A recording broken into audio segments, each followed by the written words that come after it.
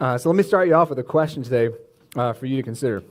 Have you ever in your life been in a position where things are just really, really well, right? Everything is up and to the right, life is good, and for some reason this thought enters into your mind, hey, things are going well, I should do something to screw it up. I should do something stupid, right? We don't necessarily think that, but we see it happen in our lives. So let me give you some examples, see if you can connect with any of these, because these are based on things that I've done and in conversations I've had with other people. But you get feeling really good, and then the arrogance starts to sleep in, and then you just have to mouth off to somebody and tell them what you really think about them, right? And you hurt somebody with your mouths because you're feeling so good, now you have license to say whatever you want, and all of a sudden, damage, right? Or you accomplish something really good in your life, whether it's a project, whether it's something at work, you're feeling really good about something you did, so in response, you say, you know what, I should reward myself, and you go on a shopping spree. And you buy something like a boat or something you can't afford, right? Or you go to the mall and you're just like, I just need something here. There's something with my name on it, right? I've seen people do that as well. It's like there's this reward sensor that needs to be clicked inside them. Or maybe it's your health. Because what happens sometimes to us, we're going to eat better this year. This is the year it's going to happen, right? And then you start to do it. And then you start actually working out and you start taking care of yourself. And things are going well there. How do we then reward ourselves? I'm going to go get a quesadilla. And it's going to be covered in cheese. And it's going to have some chicken and some chorizo in there. And I'm going to feel sick for a whole day after that. But I'm going to reward myself, right? Because that's what we do. Again, that reward sensor. Or this one's ironic. I've actually done this one myself, pathetically. But it's like things are going really well spiritually, right? Like you feel like your relationship is actually growing with God. Maybe your time with Him is more, like it's deeper than it was. Your relationship with your spouse, your kids, your friends, like you're seeing this blessing of like living out the gospel in your life or something.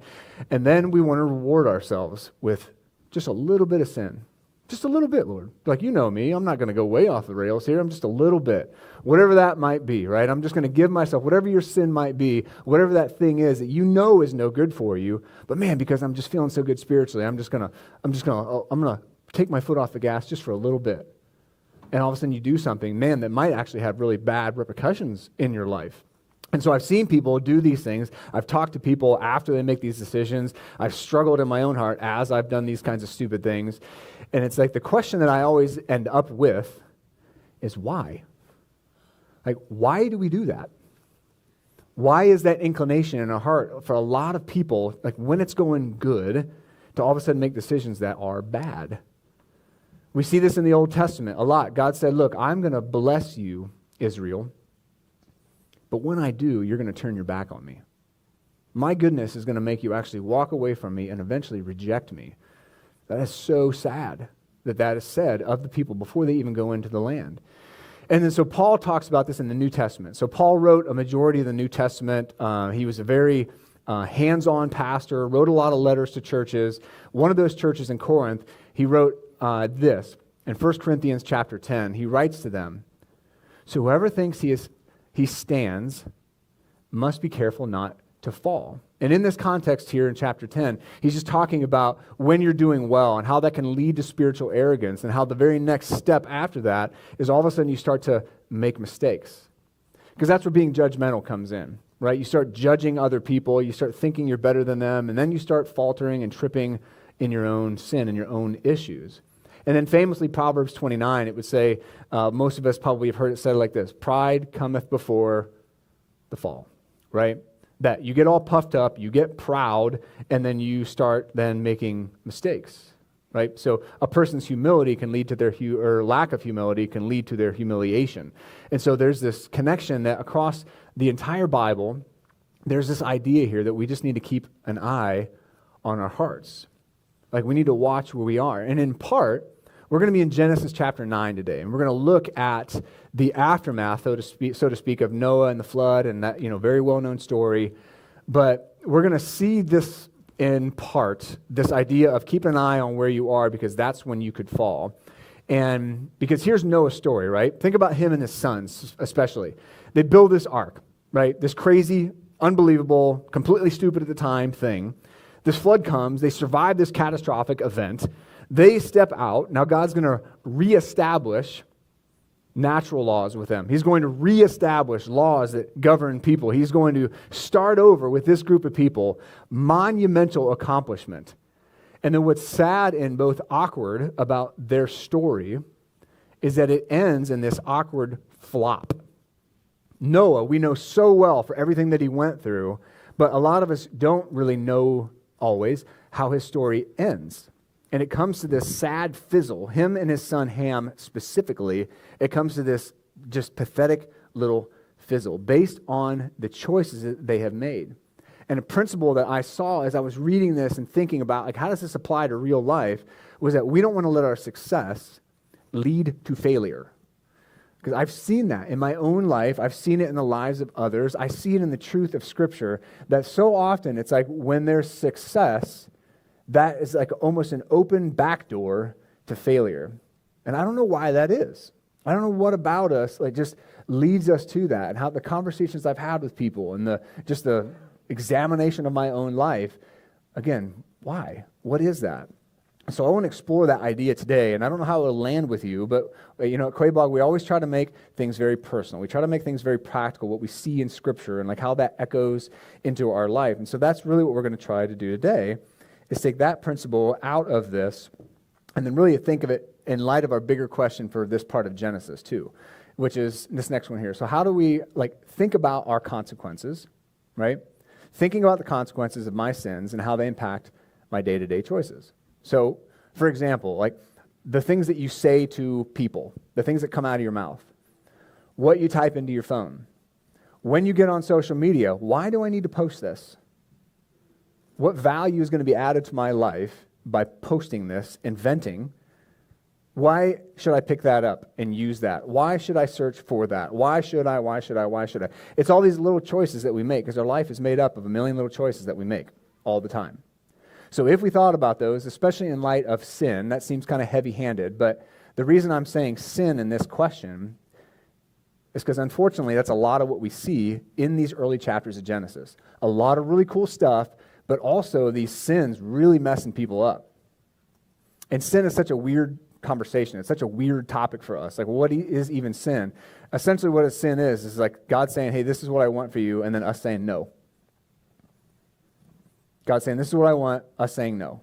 Like that, this is best, no, it's not. Right? Like that's really what it is. That's what it comes down to, is us being like, no, I can play God, I know better. And so thinking about that, I think, can make a huge difference. And it's something that we need to think about on both sides of that coin. Because here's another question for you. What kind of stuff are you doing in your life right now? Right now. What good habits do you have in your life that are adding real value, real tangible value to your life? How do you treat your family? How do you treat yourself? I know a lot of people who have a lot of self-hatred just brewing under the surface. And then that becomes the lens through which they view the world. They hate themselves. They don't think they're enough. They think they're terrible. If people find out about my sin, what then? And then everything that people say to them, every interaction they have, is fed through that filter. So that's like a habit. Are you doing good habits in the way that you speak to yourself, the way that you think about yourself, the way that you talk about others? We're going to enter a completely horrible, I think, election period. I mean, this is going to be just nasty. How are we going to, what kind of habits are you building right now, how you talk about politicians? Man, if you vehemently disagree with somebody, that's cool. But how are you doing that? Where's your heart in that? Again, all your things you're searching for on the internet, things that you're watching, things that you're putting into you, like good and bad consequences, right? So there's two sides of that coin that I'd like to think about this morning. But to set up the scene in chapter 9, I want to ask you a question that I think is fun to think about. So imagine you're in Genesis 9. God somehow miraculously allows you to be a part of the reboot of humanity. So you get to actually see this happen, right? This starting over of all humanity.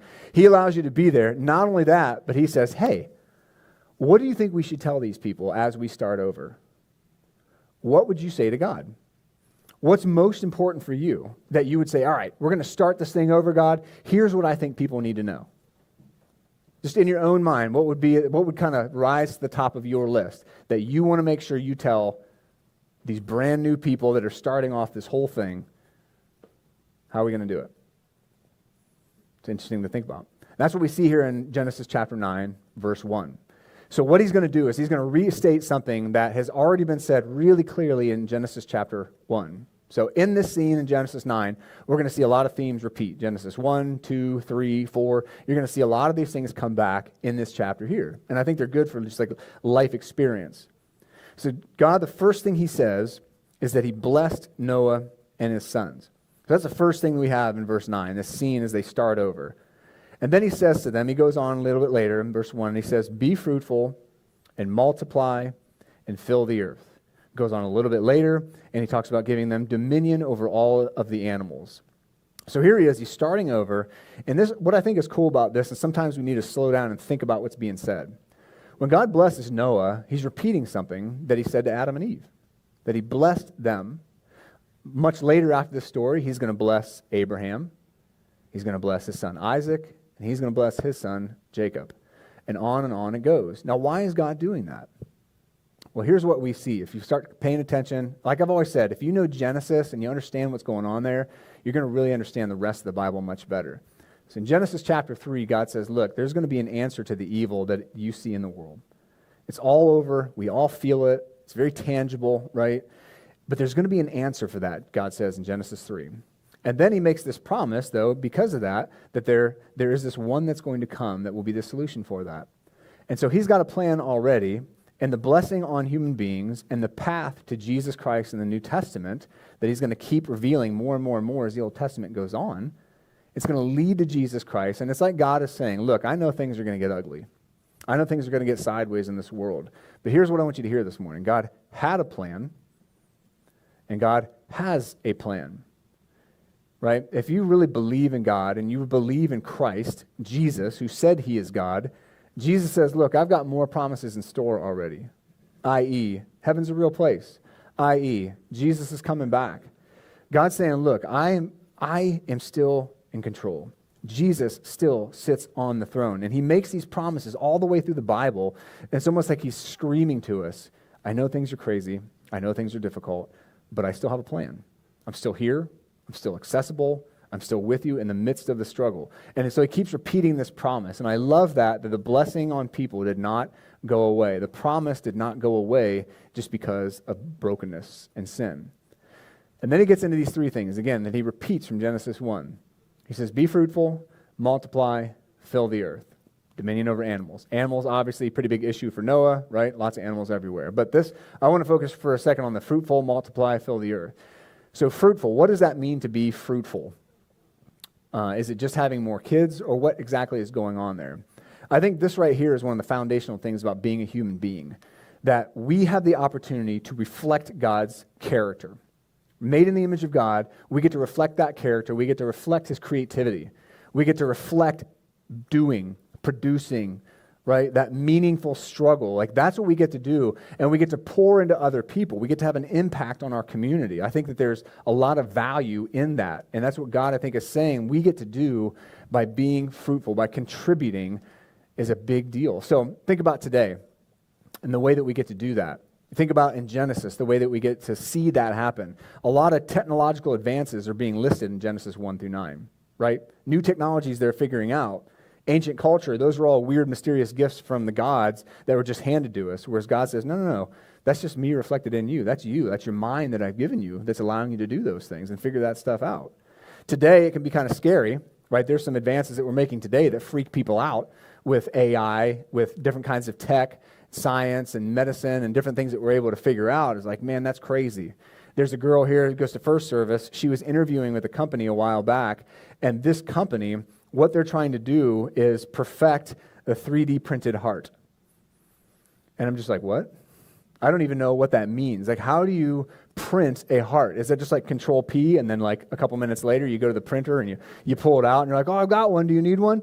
You know, it's like, but the fact that they can do this, you know, with medical, like just ingenuity and like biomedical engineering, that they would be able to do this and take matter and print a heart that's functioning. The fact that they just successfully grew a liver, I think it was, and a pig that they can put in a person. I'm just like, what? Like, but again, this is going to be life-saving stuff, and it's like mind-boggling to me that people are able to figure these things out. But you see the mind that God has given us. right? The ability that we have to do some pretty unbelievable things is really, really cool. And I believe it's reflective of the Creator that created us, right? Now, again, some of these things that we do can go pretty sideways, and we can do pretty nasty things with some of these things, but it is cool to see how we can reflect God in that. And then there's the multiply part. This, I think, again, is another foundational thing. It's something I think if you're honest and you take a good, honest look at America, we're seeing this fall apart. When God says, look, it's really, really important. This is going to be foundational. The family is going to be foundational to the blessing of the earth. Like, that's part of my plan, is that you're going to multiply, you're going to be in families, you're going to raise up kids in a home that's protective of those children, and you're going to see my blessing in that family unit. But in America, we have a lot of families that are fracturing. We have a lot of young men growing up with like dads that don't care, right? And we're seeing the effect that's having on our young men. You see it, like, you just see it across the board and what that's doing, and just how our families are just, it seems like always under attack. So yes, we should be protective of families. If you're in a broken family, that doesn't mean you're a broken person, right? You need to hear that too, because we do have broken families, but that does not mean you're a broken person and you're no good. If you don't have kids or a family, that doesn't mean you're less than. It doesn't mean you're a broken person. Still means you reflect the image of God. It still means you can be fruitful. But we do live in a broken world, and we should see the value of the family and be protective of our families if we do have one, right? Because that is part of how God blesses the earth, and he gets to like work through us and our kids and what we pour into the next generation. So multiply and then fill the earth. And the fill the earth part, I think, goes beyond just like moving around. But we do want to remember that, because next week we're in the Tower of Babel, famous story out of the book of Genesis, but this is what gets them in trouble, the whole fill the earth thing. They really get in trouble over that one. But also, though, Jesus mimics this in the New Testament. If you're a follower of Jesus, he says he wants you to go into all the world. Take his hope. Kids go on a mission trip. Why? Go tell people about the love of Christ. Let them see it and how you serve them, and let them hear it and what you say to them and how you say things to them. Right? Be a reflection of the love of Christ. Go to the ends of the earth is what Jesus tells us. So these right here, like, this is how he starts. This is how he starts with Noah. This is what I want you to know. But then, in the next verse, in the very next sentence, he gets into something that would have been very important for Noah, a guy that's, pretty serious about animals, obviously. So in verse 2, he says, the fear and terror of you, of people, will be in every living creature on the earth. So what he's doing here is he's setting boundaries for the natural world. Because can you imagine a world where the animals figure out that we're pretty easy lunch? Right? How many people do you know, or maybe you are personally, terrified of mice? Right? Most of us are like, oh man, but can you imagine if the bears figured out or the leopards figured out, like, oh, I can just eat these things? Right? Like, leopards can pull people up in trees. Can you imagine that? That's terrifying. That is a terrifying thought to me. But for some reason, animal attacks are very, very rare.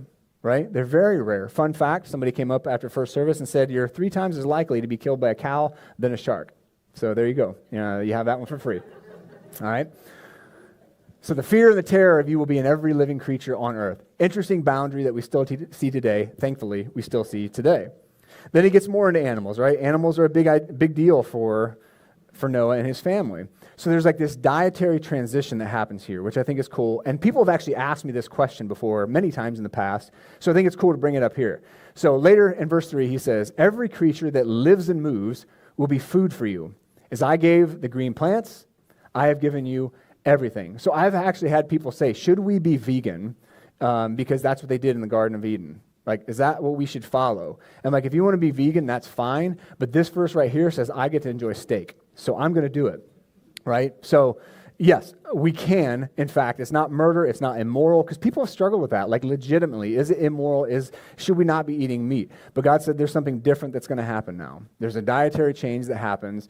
But I think also, though, if we are to care for and govern the earth well and the creatures that are on this earth, yeah, we probably should care about how those animals are treated. It's probably not a bad idea to care for even the ones that we get as food, right? But he says, I have given you everything. So just interesting how there's a change, but there's like a caveat, which is an interesting foreshadow. He says, however, you can eat meat, but verse 4, you must not eat meat with its lifeblood in it. Now you got to wonder, is that for health reasons? Because some of the laws in the Old Testament were more about health or culture. Like, what's going on with the lifeblood, and why would he say it that way? Because that's a foreshadowing of what blood is and what lifeblood is and what that means, what that stands for. So right here in Genesis 9, he's setting a tone for the importance of blood and the life that's in it. So this is like, think Passover, think the whole Old Testament system, right? They're slaughtering animals, they're doing all that stuff that thankfully we don't need to do anymore. But ultimately, it's going to point all the way to Jesus, because the New Testament is full of references to the blood of Christ, the sacrifice of Jesus, him being our Passover, his blood being sufficient, his blood covering our sin, atoning for our sin. So this is a foreshadow of really what blood really is all about. The whole system of the Old Testament, everything is pointing to what Jesus would ultimately do on the cross. So again, thousands of years, something pointing to Jesus right here. So don't eat it with a lifeblood in it. So again, there's these boundaries that God is setting in place, changes God is making with these people in relation to the animals that now they've got a different relationship with, which I just think is cool. But then he's going to talk about that for a while, about, again, more boundaries, animals, and if they kill a human, their life will be required of them. And he starts getting into the value of human life. And this is a big question, again, a lot of people have had in chapter 9, verse 6. So it's another one that's come up that people have asked me about capital punishment. So God says, whoever sheds human blood, and the Hebrew word, this is written in Hebrew, behind human is Adam. So whoever sheds human blood by humans, Adam, his blood will be shed. And this is a poem. This is written in poetic verse for a reason. It mirrors, right? Whoever sheds human blood by humans, his blood will be shed. It's like, okay, so well, why? Are there any parameters on this? Why is this true? Why should somebody's life be taken if they take somebody else's life? Well, God said, I'm setting a premium on you. On you. I'm setting a premium on you. And he says at the end of this verse right here, for God made humans in his image. There's something incredibly valuable, and the one that's the victim, their life is so valuable that the one that took it is going to have to pay with their life. So God is now setting up parameters not just on animals, but he's setting up parameters and boundaries on human evilness toward one another. So he's saying, you are so valuable that the cost of taking your life, spilling your life blood, is incredibly high. Now, there's lots of rules on this, though. It's not just all willy-nilly, like, oh, somebody got murdered, so now we're just going to go after him like a mob. That's not at all. In the Old Testament, and let's see, Exodus 21, Deuteronomy 19, there's rules around this. Because what if we're out working in the field together, and I chop your face off with an axe? That's one of the examples given. I'm like, did that happen a lot? Were people like... like, oh, the axe head flies off, and I'm like, man, you guys need to work better with your axes. I don't know what's happening back then, but that's one of the examples given. Another example in Exodus 21 given about, like, well, what about accidental death? What about this? What about this? What about this? All these scenarios. There's got to be witnesses. There's got to be all this. What if two guys are fighting in Acts 21? What if two guys are fighting? And as they're fighting, there happens to be a pregnant woman standing next to him. And they slam into this woman, and there's some kind of injury caused to the fetus, to the baby. Well, what then?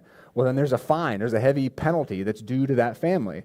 Well, what if the worst case scenario happens? What if they're fighting and wrestling and that baby dies? Then that's where Talion law, as it was called in the ancient world, Talion law, eye for an eye, tooth for a tooth, and then it finishes by saying life for a life. So if you slam into a woman, you kill her fetus, it's life for a life. It's an even punishment. That's what Talion law is.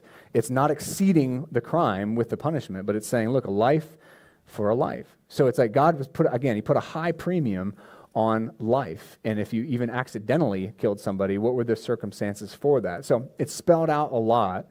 But then people have asked me another question. Okay, so that's the Old Testament, but what about the New Testament? Like, we're Christians now. We're supposed to love people, and like we have a Jesus ethic now. Like, well, what do we do now with capital punishment? Well, in the New Testament, Paul addresses this in like two places right next to each other in the book of Romans. So to Christians that were living in Rome, in chapter 12 of that letter, he says to them, look, don't let vengeance be yours. Let vengeance be God's. And it's like, okay, so if somebody murders somebody, am I just going to have to sit around and wait for God to strike that person down? And then in verses 1 through 5 of chapter 13, Paul says, well, no, vengeance is going to come through the government. And the government is the one that wields the sword for those that would commit crimes. So again, pretty heavy language there, wielding the sword. And so a quote to maybe help us think through this, I found this from this guy, K.A. Matthews. He says, exacting retribution is not a personal matter, but it is a societal obligation.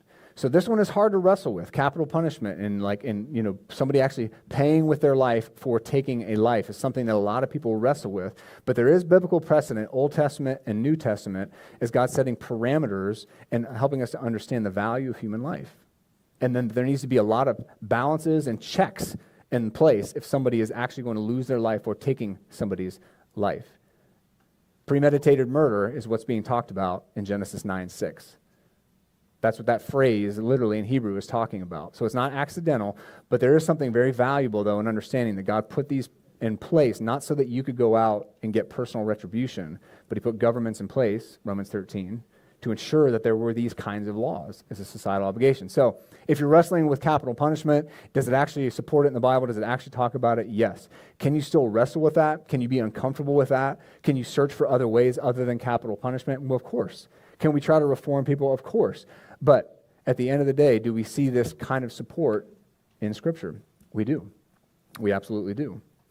All right? And so then he jumped, about 4 verses later or so, he jumps forward and he says, in all this section, 9:6, actually through 9:13, he talks about this point a lot. He gets into it a lot about life and death and murder and all these different scenarios.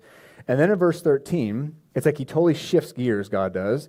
And he says, all right, so now that we're done with the flood, now that I've established some boundaries on humans, boundaries on animals, I've reaffirmed what the purpose of humanity is and how I'm going to bless the world. All right, now let me talk about post-flood life. So in verses 13 through 15, God says this, I have placed my bow, my chesed, that's not rainbow, but it's literally just bow, and the same word for bow and arrow in the Old Testament. I have placed my bow in the clouds, and it will be a sign of the covenant, of the promise, of the contract between me and the earth.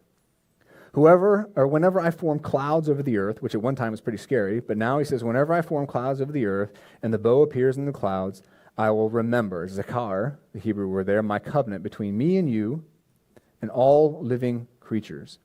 Water will never again become a flood to destroy every creature. So the bow, at the end of the day, the bow or the rainbow as we call it, should just be a sign.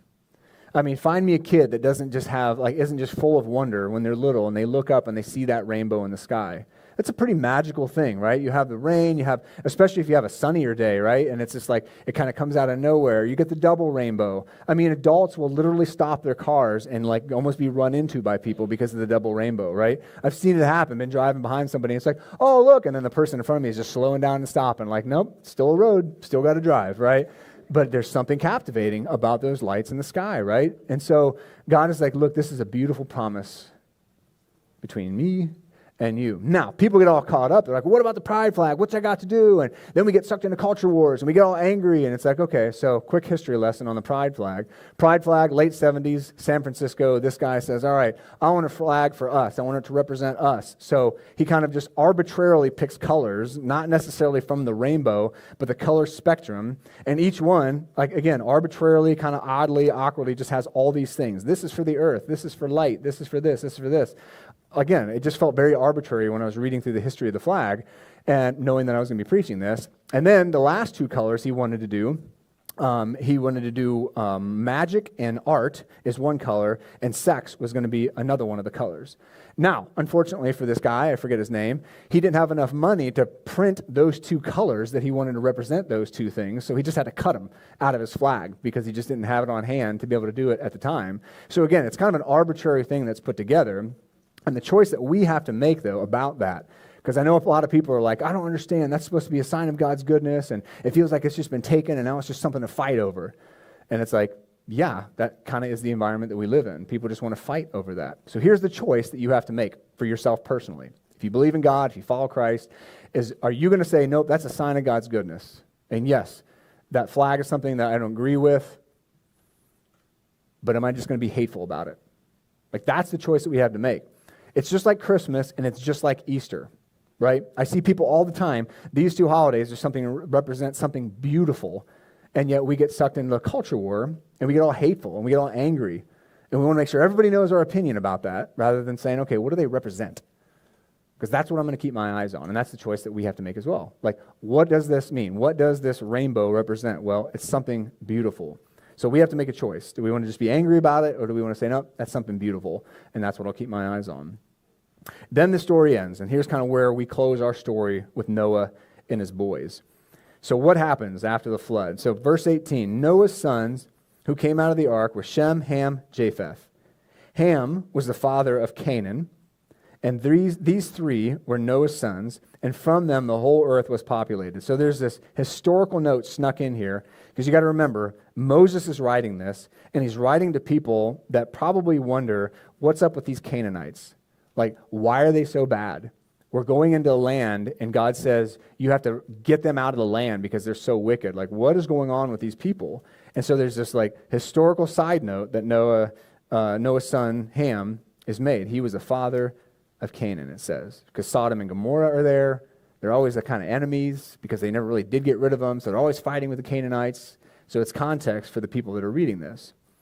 And then there's this odd story that I'll summarize for you in verses 20 through 27. So here it is.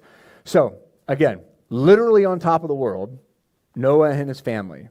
All this obedience and trust. They've done this outlandish thing, right? They've made it through a catastrophic flood. And like Joey talked about in his sermon, and every culture across the world, you've got stories of this catastrophic, cataclysmic flood that wrecked the earth, right? So here this family is. They live through it. And what do they decide to do? Well, Noah picks up farming. And he becomes a farmer apparently of a vineyard, takes some of the wine, drinks the wine, and gets blackout drunk to the point where he is in a tent, appears to be in the day, and he has stripped himself completely naked and just passed out. Man, God, you are so good. Let me just get blackout drunk. I don't know. We have no idea why that happened. The sin is not necessarily in the drinking of wine. That wasn't it. It's about what he did and the excess that he went to with his drunkenness.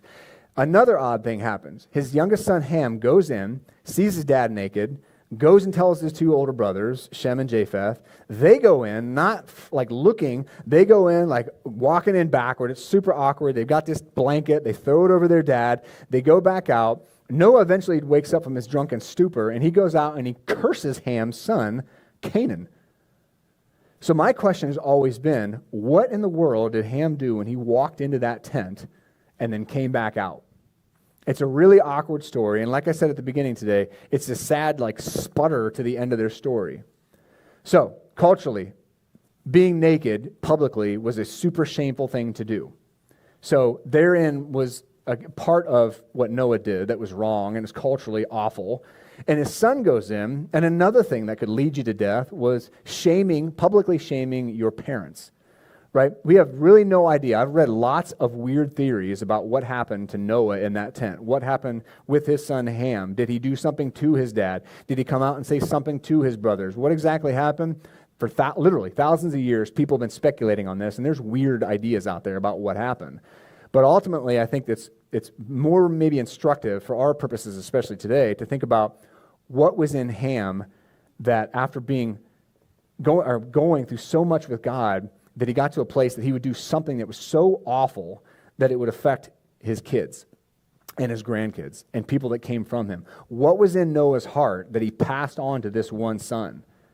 What was he doing? How was he feeding his children and his grandchildren and his family in a way that would like result in them being cursed and being an enemy of the people of Israel? That, I think, is the interesting thing to think about for me as a dad, right?